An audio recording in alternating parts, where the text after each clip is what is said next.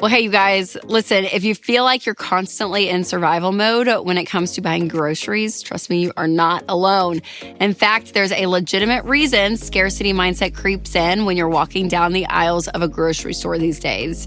And today we're going to talk about why. Plus, you'll be getting my survival guide to grocery shopping in 2025. That way you can enjoy the food that you love without worrying about the money. All right, first, do me a favor and make sure you hit that subscribe button so you can stay up to date with all the money content that you need to have to thrive this year. Okay, I'm pretty sure that I speak for everyone when I say that my grocery hauls feel way more expensive than they did a few years ago, thanks to inflation. And the data shows that since inflation started to surge more than 3 years ago, groceries are up 21% on average. So that means a few years ago, if you spent $200 a week on groceries, now you're spending around $240. And over the course of the year, that $40 every single week adds up, you guys, to close to $2,000 more that you spend on food than you did just 3 years ago.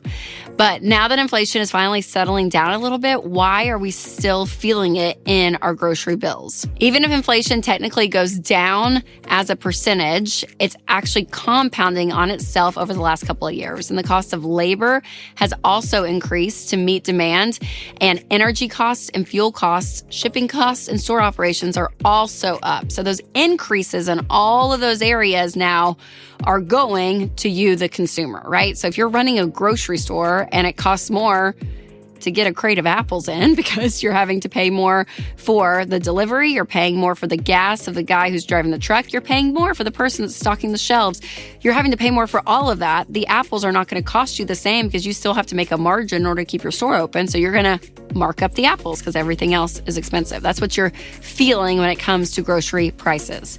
Now, even though prices are staying high, it doesn't mean that you literally have to eat only beans and rice to afford your groceries. I saw a headline recently that really caught my attention that 1/3 of the U.S. population's background info is now public. So that means 115 million of us, our data is out there, and data breaches mean that our info is getting out for anyone to find. And this is stuff like our names, addresses, phone numbers, and more.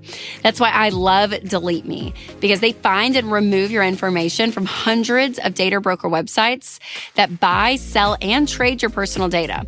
So take control of your online privacy with Delete Me. Individual Delete Me plans start as low as $9 a month. So sign up today at joindeleteme.com/Rachel for 20% off, or click the link in the description. It just means that you have to be smarter about shopping and meal planning, which may be outside of your norm. All right, back to being a smarter shopper when it comes to groceries. This is why I've put together a little survivor's guide when it comes to grocery shopping.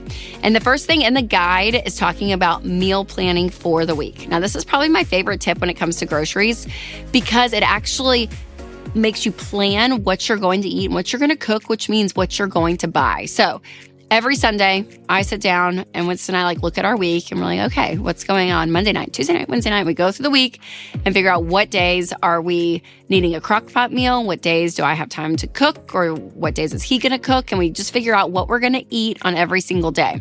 And then from there, we plan the meals. So I can even go to the pantry and be like, okay, what do we have here? I'll look in the refrigerator and be like, all right, we got some salad stuff here. Or even if you go on your grocery store's app, there could be coupons or deals going around and you could be like, oh, well, looky there. This sauce is half off. Maybe we can make spaghetti this week or whatever it is, right? So you're actually planning out and thinking through, okay, what can I spend at the grocery store that's going to make the most sense between what we want to eat, what we already have, and where you can find some great deals. And when it comes to coupons, there's actually some great apps out there that can give you more coupons than maybe what you see from your grocery store. So check out Ibotta, Receipt Hog, Checkout 51, and Target Circle, because those will help you save some money. And I even have a free meal planner and grocery savings guide that I will link in the show notes so that you can check it out. Because again, I'm all about planning. I think it is so, so important. Now, the next thing that you need to do is pretty simple, but it's also really important. And that is to make a list based on everything that you want to buy. So when we talk about this, having something visual, you guys, is so key because this will help you avoid impulse buys that will really rack up your bill. And along those same lines, for some people, ordering groceries online can actually help you stick to your list better. And so you're actually able to see, okay, here's the total.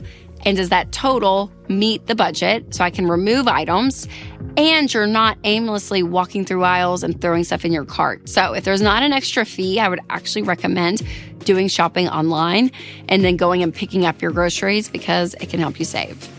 All right, next is be intentional on where you go grocery shopping because this is going to be huge. When you step inside of a grocery store, depending on that store, it will make or break your budget. It really will. There's like the really nice high-end organic stores that are awesome and have great food quality. And there's also a lot of budget-friendly grocery stores out there that you can still get some really great healthy foods, but they're going to be a fraction of the price. So depending on your budget and depending on where you live, there are some great grocery stores that are really budget-friendly.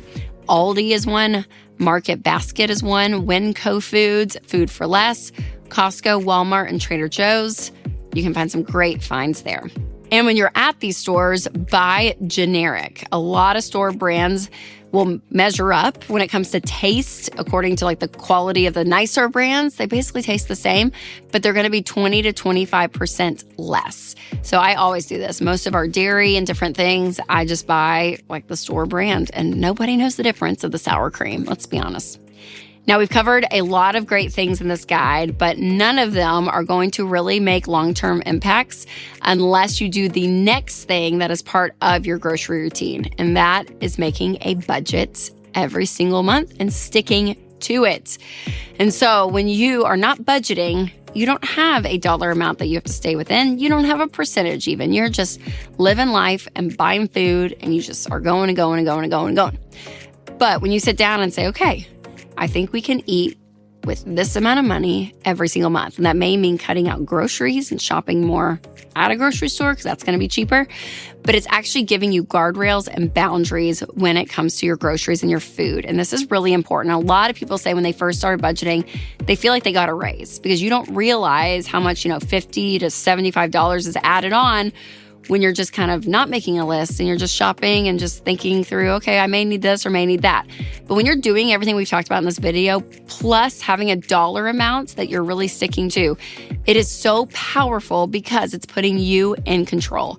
If you have not downloaded Every Dollar, you need to, because this is my favorite budgeting app and it really helps. We have a line item for groceries, and every time we go grocery shopping, we drop that transaction within that category. And depending on the month, what we have to spend for groceries is going to depend on what's going on that month, right? So some months it's going to be less, some it's going to be more, but you are in charge of it. So it's really, really key, and Every Dollar will help you with that. So I'll put a link in the show notes for you to check out. And listen, just a few of these habits in this guide can really make a difference. So make a plan, stick to your list. Where you shop is important. Remember, choose your stores wisely and budget. And all these things will help you in other places that you shop, even Amazon and Sephora, Target, and Costco.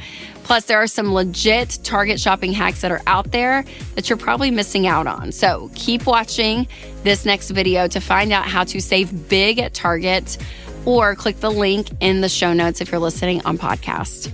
All right, you guys, remember to take control of your money and create a life you love.